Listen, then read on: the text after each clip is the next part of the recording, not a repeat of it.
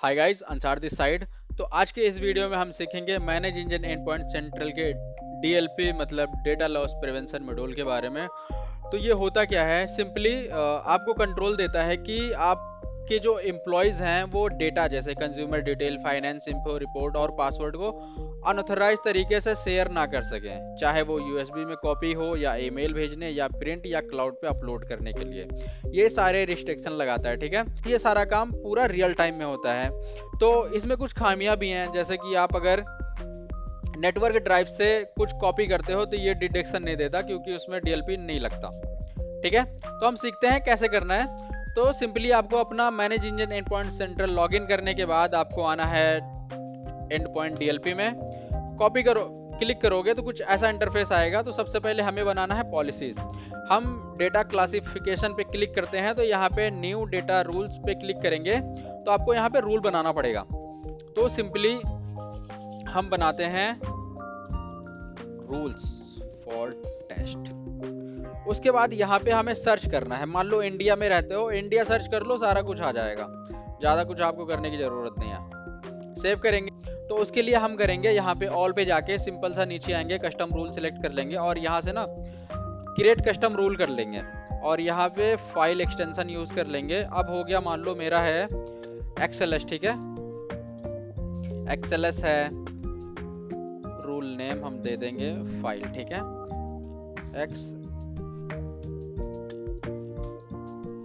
XLS हो गया, CSV हो गया, पीडीएफ हो गया। तो यहाँ पे हम क्लासिफाइड कर लेंगे, ठीक है। बस हमें एक्सएलएस लिख के इंटर दबाना है, ऐसा आ जाएगा।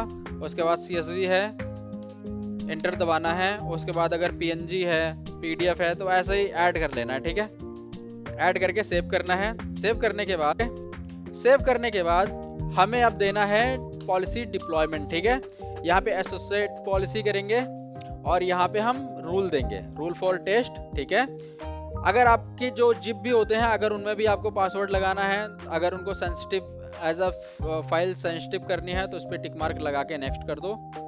अब आपको यहाँ से समझो, फाइल एक्सेस में आप यहाँ से दे सकते हो कि आपको ऑडिट करना है या सिर्फ ट्रस्टेड एप्लीकेशन से ही चलाना है। तो बस आप ऑडिट करो, ट्रस्टेड सॉफ्टवेयर से आपका काम बढ़ जाएगा, ठीक है। अब जैसे CSV फाइल है, सिर्फ एक्सेल ही कर सकती है, कोई एप्लीकेशन कर सकती है। तो CSV फाइल तो बहुत सारी एप्लीकेशन यूज़ करती हैं, जैसे नाइम है। तो आपको यहाँ पे लिखना पड़ेगा, तो आप सिंपली आप ऑडिट करो, बेटर है। उसके बाद स्क्रीन कैप्चर का, आप जैसे मान लो कि कोई प्रिंट स्क्रीन ले लेता है तो वो आप कैप्चर कर सकते हो, वो आप अलाउ कर सकते हो या डिसअलाउ कर सकते हो। अगर कोई ईमेल भेज रहा है तो वो आप ब्लॉकेज लगा सकते हो, यहीं से कौन सी डोमेन रहेगी वो सब आप इसमें से कर सकते हो, ठीक है। और ब्राउज़र कौन सा रहेगा जिस पे आप अपलोड कर सकते हो, एज रहेगा, सिर्फ क्रोम पे अपलोड है तो सिर्फ क्रोम ही अपलोड कर सकते हैं और कोई ब्राउज़र नहीं कर सकता। तो आप यहाँ से सारा वो लगा सकते हो।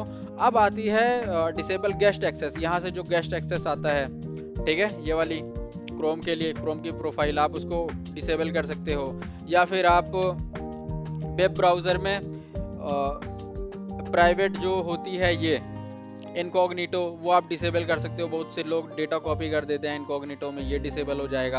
आपको ट्रस्टेड डोमेन में चाहिए या जैसे जीमेल पे नहीं भेजना चाहते तो आप यहाँ पे ट्रस्टेड डोमेन लगा सकते हो कि कौन सी वेबसाइट पे हमारे डेटा अपलोड होना चाहिए और पेन ड्राइव में डालना है या नहीं डालना, आप ऑडिट करना है या ट्रस्टेड ऑडिट करना है, ब्लॉक करना है, ये सारा काम आप यहीं से कर सकते हो। बस आपको प्रिंटिंग कोई कर सकता है, ब्लॉक करना है या ऑडिट करना है, वो सब काम यहीं से हो जाएगा। अब यहाँ समझना, नीचे से मार्क द फाइल क्रिएशन, ये हमें टिक मार्क लगाना है, ठीक है।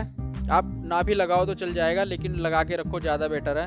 अब जैसे यहाँ पे नीचे वाली आप पढ़ो, disable clipboard access from trusted source. अब मान लो कि जैसे मेरा फाइल है, ठीक है।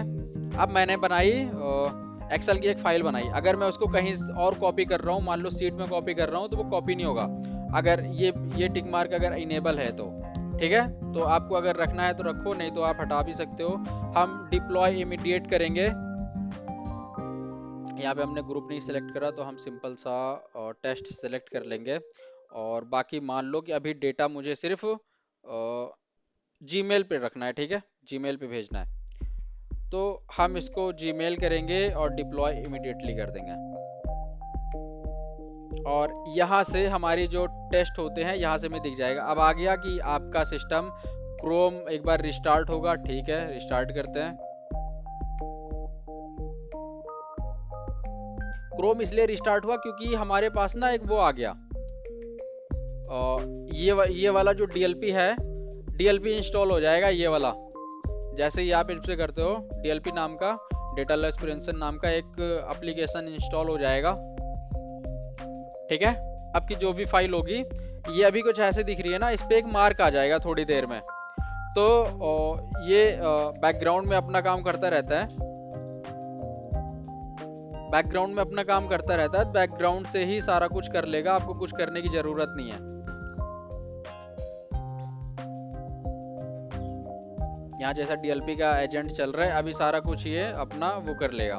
तो जैसे ही आप कहीं भी फाइल अपलोड करोगे तो आपके पास ऐसी रिपोर्ट आ जाएगी कि बंदे ने मेल क्या करा है, किसको करा है, और फाइल एक्टिविटी क्या है, कौन सी फाइल उसने एक्सेस करी है, ये सारी चीज़ें आपके पास आ जाएंगी।